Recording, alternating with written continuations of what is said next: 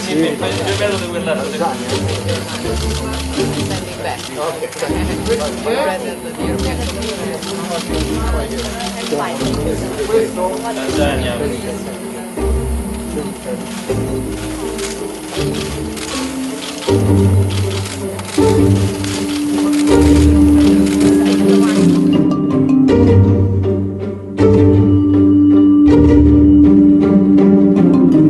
Ambalo tumejadili hapa ni kuhusu kuongeza thamani mazao yetu na hususan zao muhimu la kahawa. Kama inavyofahamika, Tanzania ni ya 4 kwa ukubwa wa kuuza nje kahawa kutoka bara la Afrika.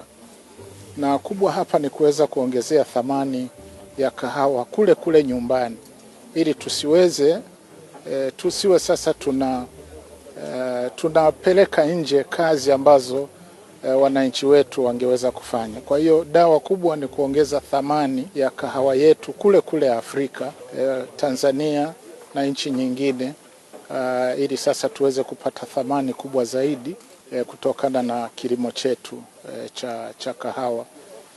Lakini jambo lingine kubwa, maendeleo yote yanategemea sana rasilimali watu. Kwa hiyo mkazo katika mazungumzo pia imekuwa ni uwekezaji unaohitajika katika nguvu kazi, elimu ya ufundi, lakini pia uwekezaji kwenye afya, kwenye maji. Na hili ni muhimu ili tuweze kutengeneza mazingira ya vijana wetu, mazingira mazuri ya maisha, ili wasiweze kutamani kukimbilia kwenye nchi nyingine hususan Ulaya. Kikubwa mimi nilichofurahia ni kwamba badala ya wenzetu huku Ulaya kutuletea yale ambayo wanadhani ni vipaumbele, hili mazungumzo ya leo yamejikita zaidi kwenye vipaumbele vyetu sisi wenyewe kama nchi za Afrika, lakini kutoka kwenye maneno na sasa kwenda kwenye vitendo.